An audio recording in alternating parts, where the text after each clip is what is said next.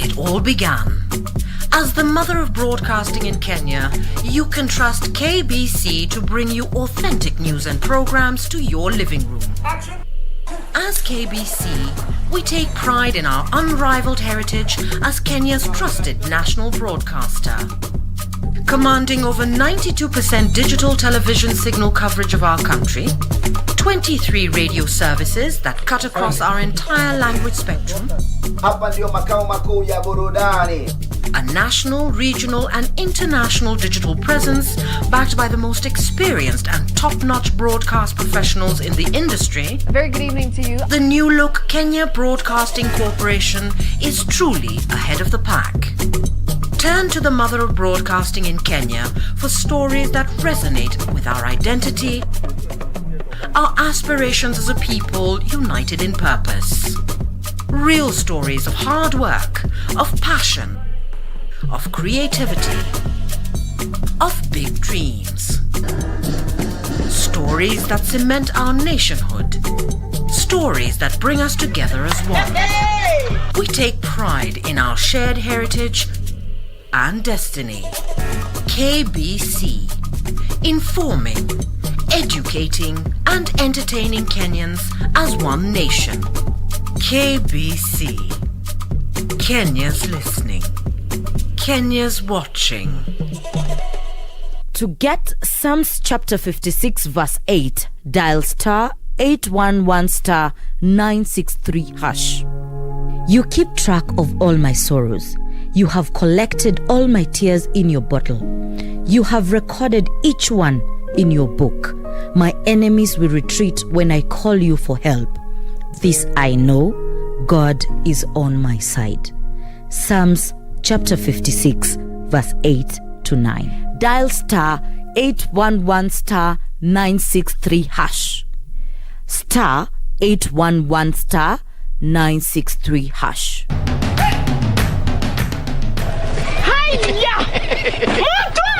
Ala, Nissan Serena ndio hii. Na unaweza kuwa wewe ndio tunapikia simu. Kodi ya Nissan Serena ni NS. Alafu kisha kwenye amount ni 50 bob. Hii Nissan Serena tunakupatia na shilingi 50. Kujiunga na QuickBid ni rahisi. Enda kwenye M-Pesa, bonyeza paybill kisha weka business number 4032353. Kwenye account weka kodi ya bidhaa unayotaka na bid yako ya chini zaidi. Kwa mfano TV 16. Kisha weka shilingi 20 tu kama idadi yako. Weka bid yako pia kwenye www.quickbid.co.ke. Kumbuka, bid ya chini zaidi ya kipekee ndio hununua. QuickBid, bidhaa bora kwa bei ya chini.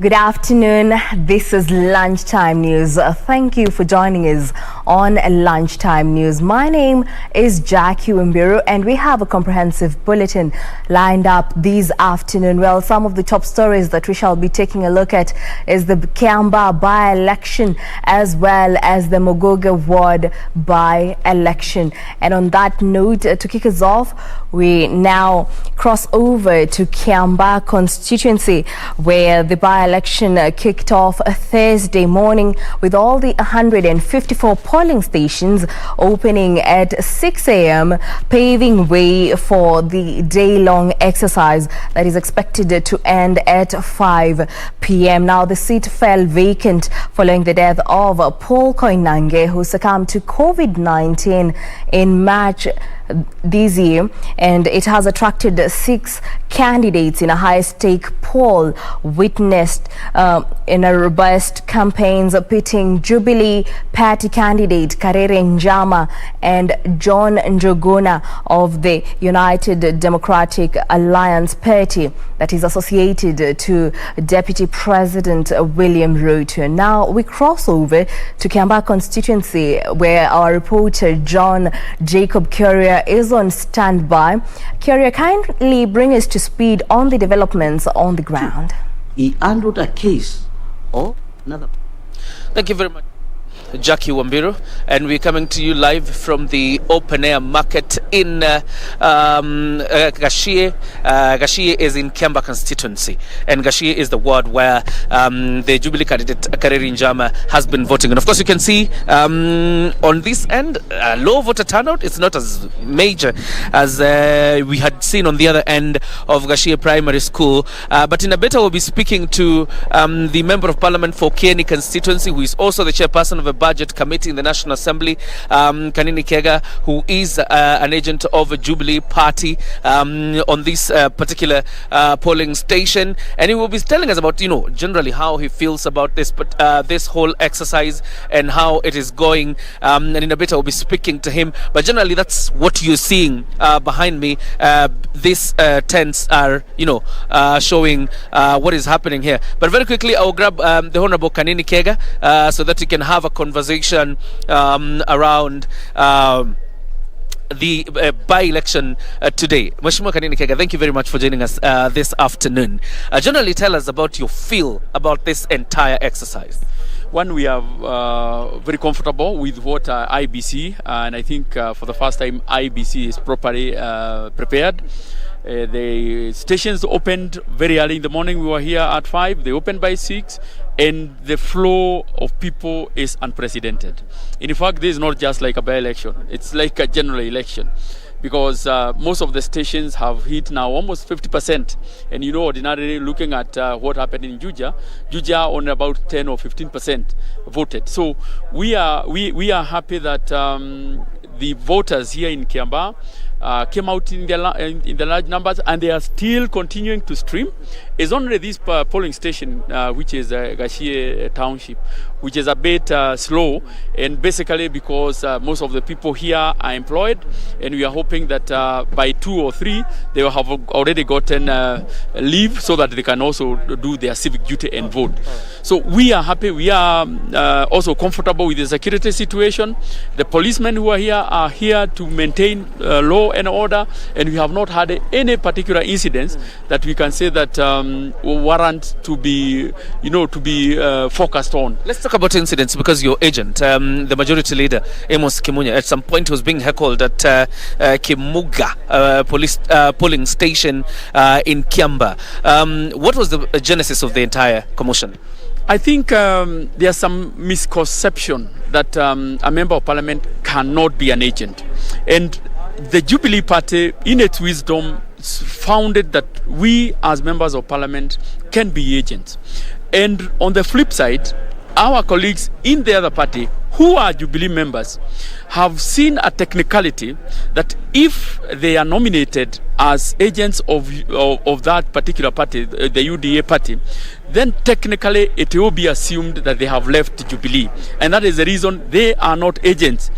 And since they want to we be at par with them, then they came up with this insinuation that members of parliament cannot be agents.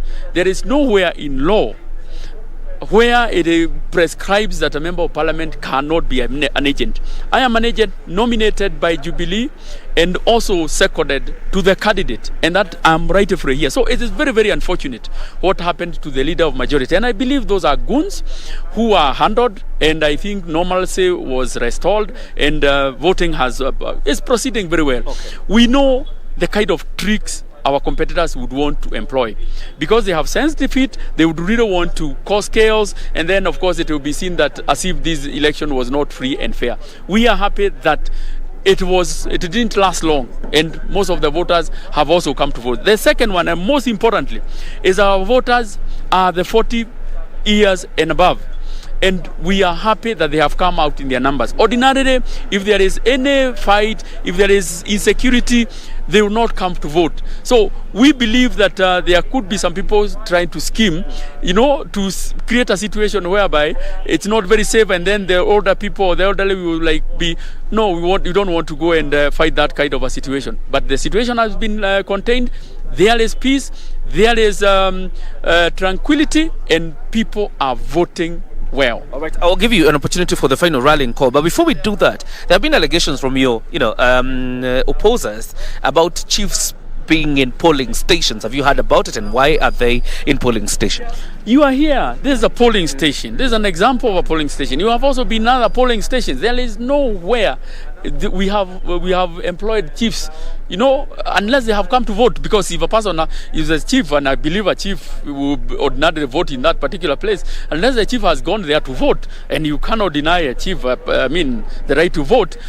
There is no presence of chiefs here. Those are just, they are giving excuses, basically because they have sensed defeat, and we are telling them to humbly accept that on this one, Jubilee has been able to trump, and our candidate, Kareri Jama, is poised to win this election with a landslide.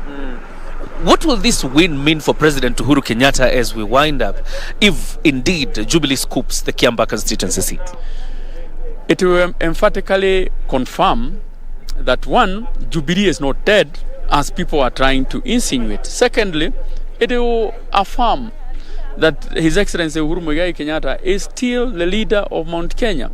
And moving forward, if you want to engage Mount Kenya, if you want any person, if you want to engage Mount Kenya, you don't just come direct. We are regimental.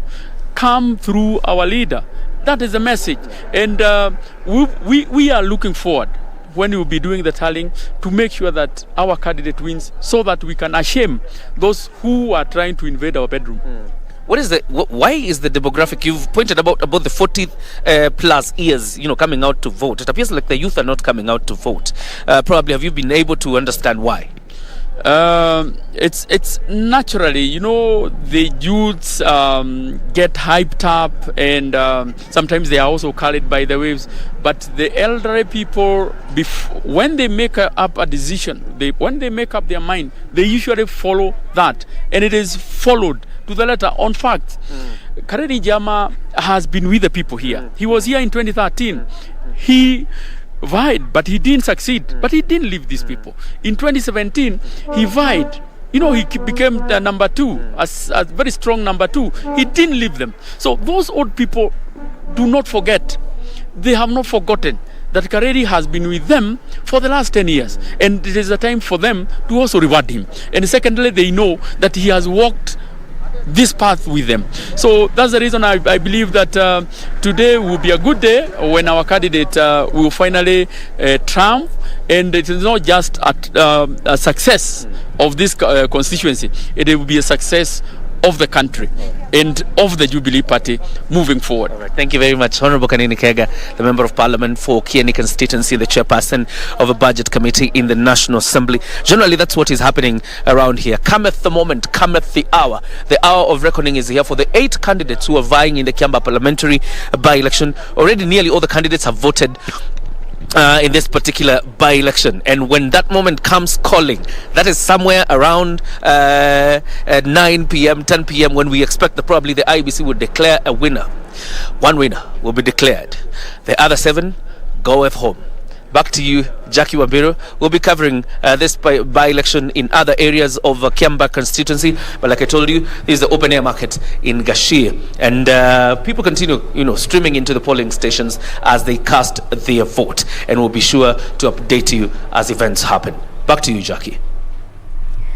Well, thank you so much, Kirio, for bringing us to speed. Indeed, it is the hour of reckoning in Kiamba constituency. Well, we shall be keeping you updated as the day goes by on the developments there where the by-election is underway. For now, we move on. Traders at Shianda Market in Kakamega MUMIAS sub-county have held demos over what they have termed as alleged harassment by police in the area. The traders claim they have experienced difficulties of running their businesses due to disruptions by police officers who are harsh in their enforcement of COVID-19 measures. Let's take a look.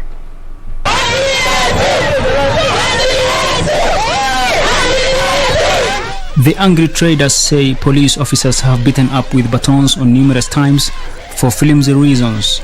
Sasa tumeshindwa, hatutoki hata kufanya chochote.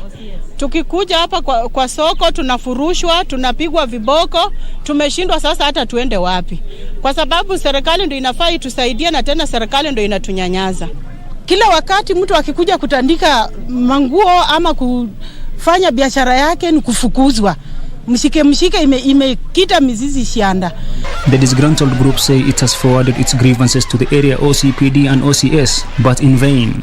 Tumechoka, serikali tafadhali mtusaidie. Tumechoka na OCS wa Shianda. They say the Shianda market is their only source of income, demanding protection from rogue officers. Kiwa kweli baba yetu ambaye ni president anatuhurumia.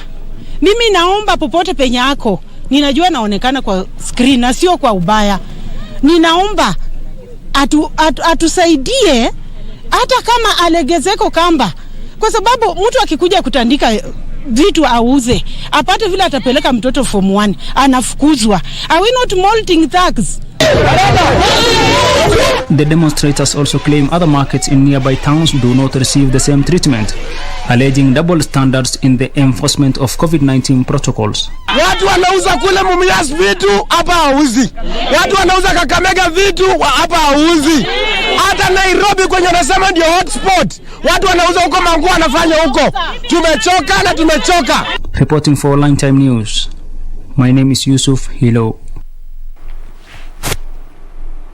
Well, away from Kakamega County, let's cross over to SAMBURU County, where urban development stakeholders have jointly developed SAMBURU County's special plan in a bid to support development for the next 10 years. SAMBURU County's CAC for lands, physical planning, housing and urban development, Peinan Loronyoke noted that the reviewed plan will guide the government in budgeting and implementation of development programs across the county.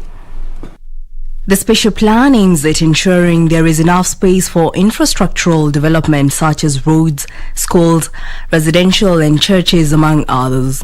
It's a 10-year plan that really informs budgeting processes, projects and programs.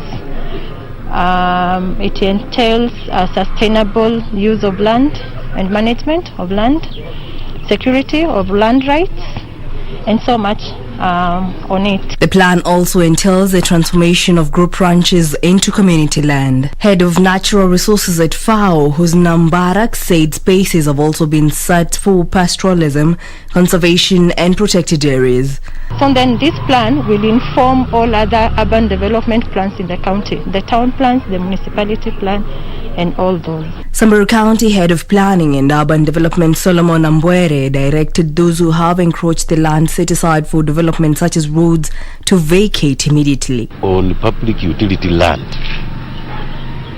that should not be entertained.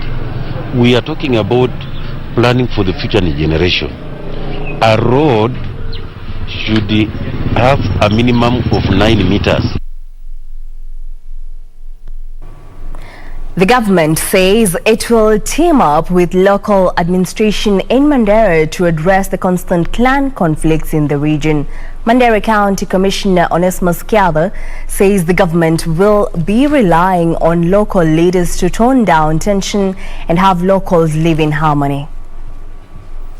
Clan tensions have been building up in Wargadud and Alungu wards in the last 3 months following attacks and counter-attacks that have claimed the lives of several people. The latest violence between the Gara and Murale community has forced hundreds of families to flee from their homes. Waweke benduki, wakitaka kutafuta malisho waje watafute. Wakitaka maji wakuje kutafuta, lakini wasitembee na bunduki ndani ya watu. A 10-member task force committee drawn from the communities is set to transverse the two constituencies and preach the gospel of peace. Na kama mwakilishi wao wa Elwak North na kuomba na naendelea kuomba kama utatuletea security ya kutosha kwa hii area ili hawa watu pia wakae na waone ya kwamba watoto wao wanaenda shule na usalama. Mandera County Commissioner Onesmus Kiatha has urged the two communities to live and coexist together. Mimi nimeambia hao wenzangu wa kutoka Lafe, lazima wakae chini na hao washirikiane. Waweke mikakati kuhakikisha kwamba hakuna njangili inatusumbua. Watu wakae na amani na watu watulie na wakae kwa amani mpaka tuletee nyinyi suluhisho, si ndio?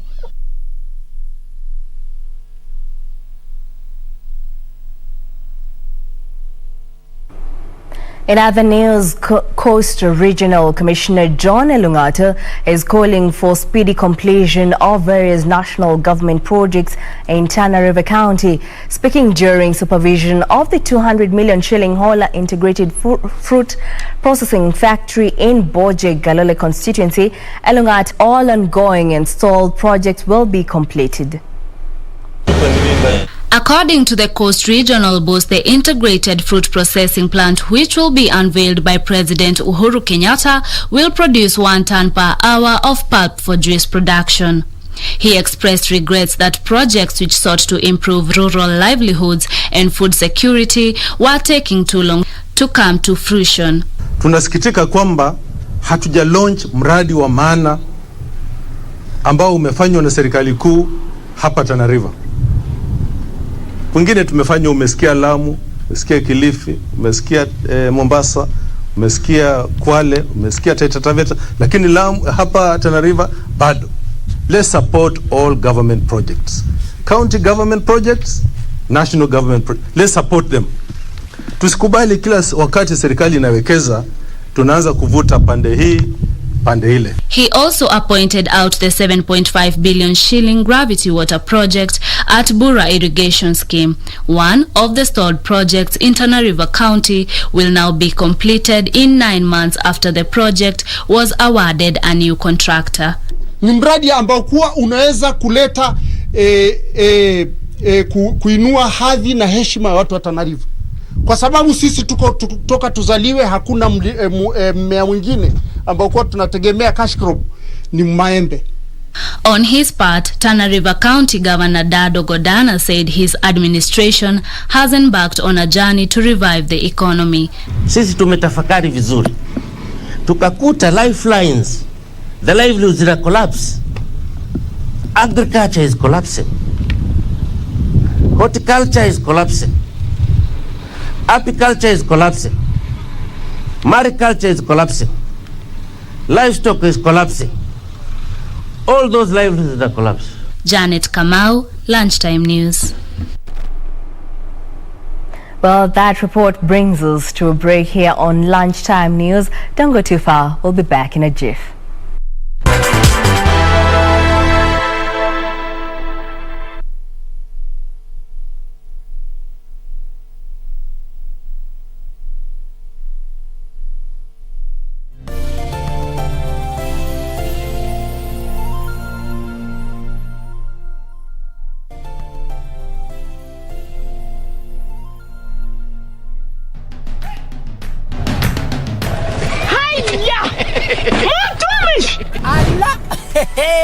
Nissan Serena ndio hii. Na unaweza kuwa wewe ndio tunapikia simu. Kodi ya Nissan Serena ni NS. Alafu kisha kwenye amount ni 50 bob. Hii Nissan Serena tunakupatia na shilingi 50. Kujiunga na QuickBid ni rahisi. Enda kwenye M-Pesa, bonyeza paybill kisha weka business number 4032353. Kwenye account weka kodi ya bidhaa unayotaka na bidi yako ya chini zaidi. Kwa mfano TV 16. Kisha weka shilingi 20 tu kama idadi yako. Weka bidi yako pia kwenye www.quickbid.co.ke. Kumbuka, bidi ya chini zaidi ya kipekee ndio hununua. QuickBid, bidhaa bora kwa bei ya chini. Quiero amarte de una forma diferente. I'm coming! I'm here! Efrain has the keys.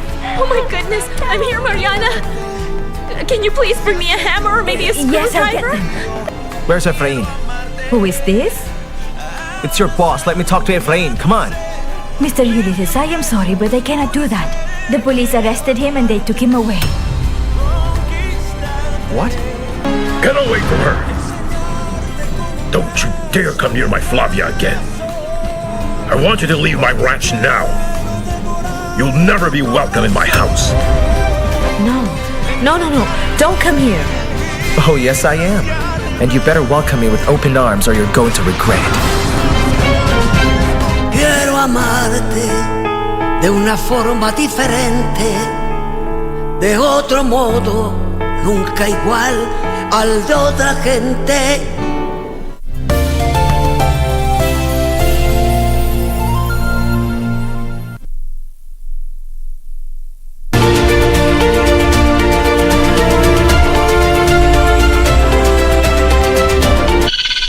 The vulturine guinea fowl, an animal that has the head of a vulture, the colors of the most brilliant of species, and the tail of a peacock. What I love most about the birds is their behavior, their calls, how the males attract the females. It's very fascinating. We are still studying the reason why anybody in the group can initiate movement and all the rest will follow. This is Wildlife Warriors, and I'm Paula Kahoma.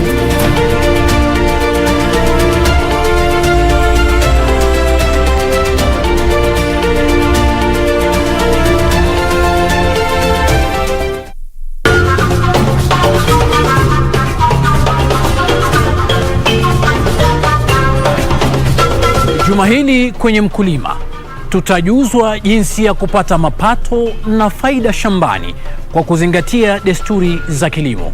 Jambo ambalo napendezwa nazo sana ni jinsi wakulima wanazobadilisha watoke kwa ukulima waingie kwa kilimo biashara.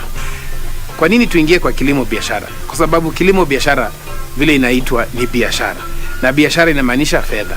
Inaweza kuwa fedha ya kuweza kulipa hata karo ya shule, ya kununua vitu tofauti, kujipanua kimaisha pia. Basi ungana nasi Jumapili saa 9:30 hapa KBC Channel 1 kwa uhondo kamili.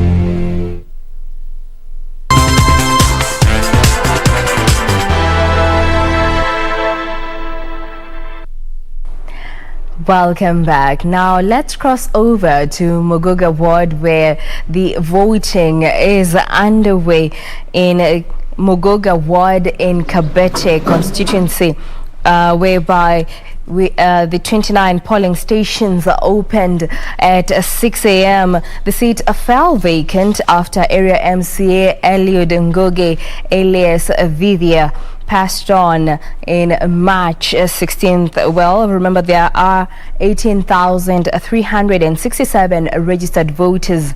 Well, now let's join our reporter Nancy Okware to bring us to speed on developments on the ground. Okware.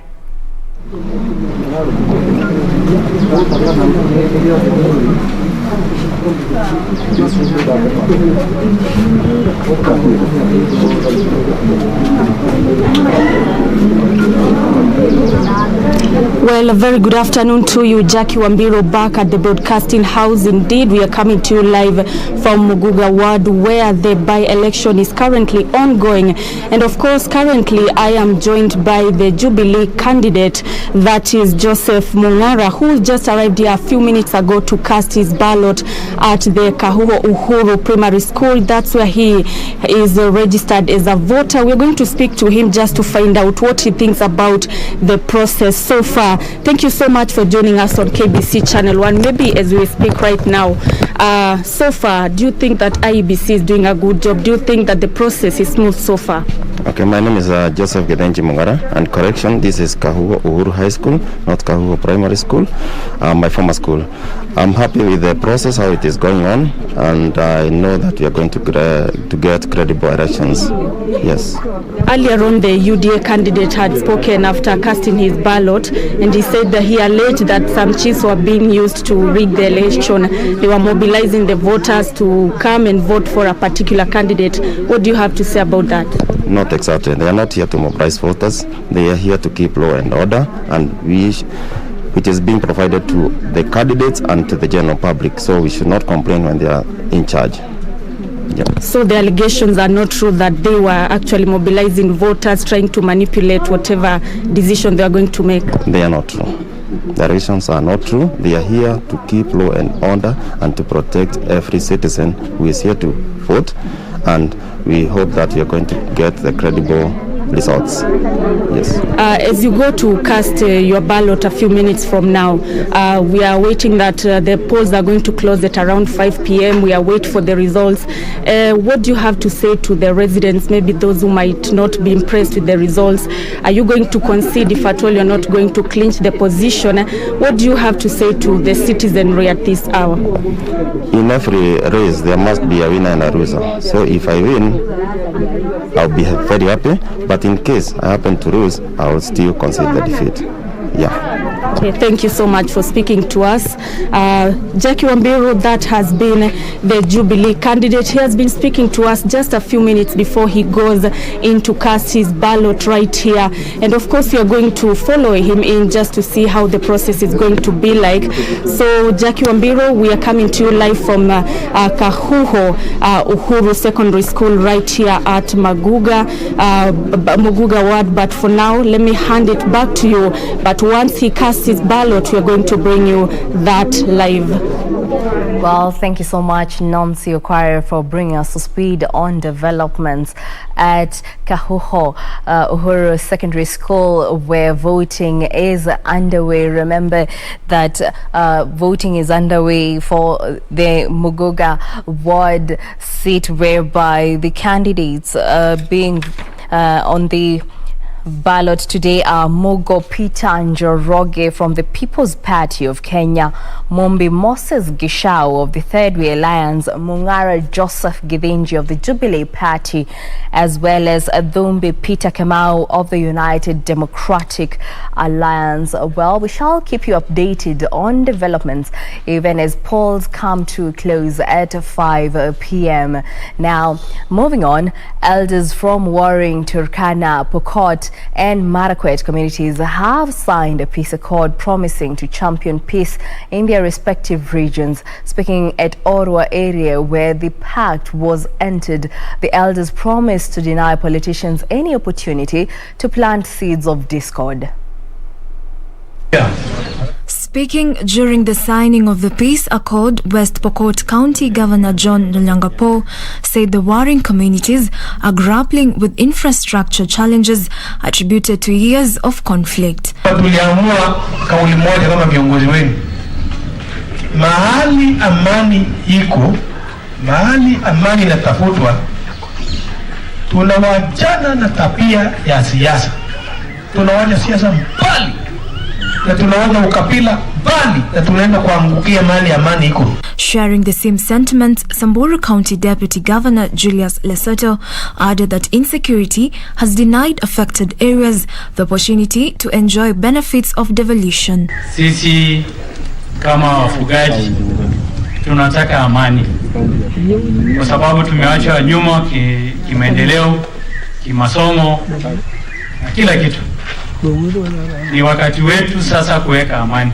The elders who signed the peace accord at Oro vowed not to encourage politicians from planting the seed of disunity. Hivi sasa tumesanyika pamoja na tumetambua kwamba kuna umuhimu wa kuishi pamoja. The Orwa aerial meeting saw the formation of a 60-member peace committee that will spearhead peace by conducting peace caravans in the region. For Lunchtime News, I'm Jacqueline Masharia. And now on matters held, stakeholders in the medical field and cancer survivors want the government to consider waiving charges for cancer medication in an effort to cushion vulnerable families. In a public meeting in Meru County, the government was urged to decentralize cancer services by enhancing the capacity of sub-county hospitals by increasing access to medical care, adequate medicine and availing specialists to such establishments. Dawa haipatikani, hata ikiwa na hiyo bei kali haipatikani pale hospitali. Kwa hivyo haya ni mambo ambayo na sio hapa tu tumeyasikia, hii mambo tunayasikia kila mahali. Kwa hivyo hii ni mambo tunafikiria tutaenda tupelekee waziri wetu na PS wetu na wataketi chini, wataona kama ingine itabidi pelekwe bunge la taifa ndio hiyo mambo ibadilishwe. Sasa tumeamua sasa ni wakati wa kukuja mashinani kusikia maneno ya wananchi.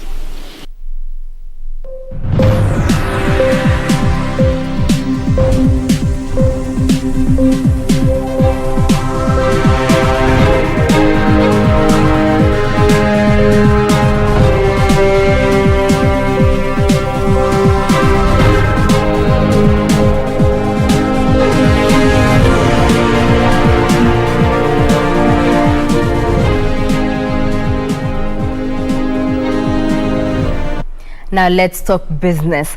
Busia County is set for increased fishing activities in the near future. The county, which was voted the best in implemented and aquaculture business development program, the devolved unit government says it will increase investment into the sector that will include construction of additional fish ponds and an ultra-modern fish market. And sourced 14.9 billion shillings from development partners to promote aquaculture in the country. The program is implemented in 15 counties that includes Busia County. Busia County has been named the best county in implementing the aquaculture business development program. The county says it intends to show up fishing activities within the county by constructing additional fish ponds in 2 primary schools. We've managed to put in 5, Samia na Buku na Moboto in Bukani, it's in operation. We have Butula, Marachi, North Siunga. It's ongoing. We have youth who are currently constructing ponds there. Teso South, Amukura Central in Kamarnyang. We have youth who are currently constructing ponds there. Matayos, Burumba, ATC. We've already done the ponds. Now we are putting up the recirculating aquaculture system. It will be one of its kind in this region. And then we have Nambale, Buhayo East, Madende. It's proposed and evaluated. And one is also proposed in Teso. The devolved unit has embarked aquaculture as a key economic driver in the country. We have infrastructure, 21-bed capacity that was constructed by the county government at a cost of 25 million. We have the fish transshipment market at the border point, Matayo sub-county, which is under construction. It was done at 59 million. We have the cottage fish feed plant that we inherited from special programs and the county put it into operation. And then we have the agribusiness incubation center that is under construction at the ATC. The investments will include construction of a hostel with a 21-bed capacity and an ultra-modern fish market. Brian Munyoki, Lunchtime News.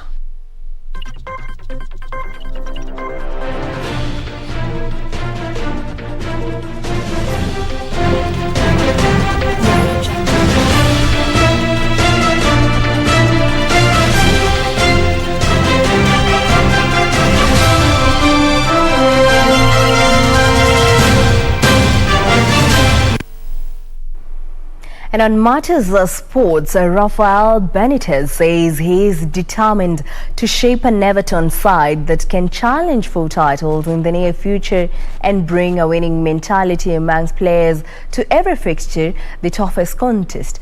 Now, Benitez, while speaking at his first press conference as EVERTON manager, revealed his excitement about the great challenge ahead and declared his confidence that the club boasts the foundations for success.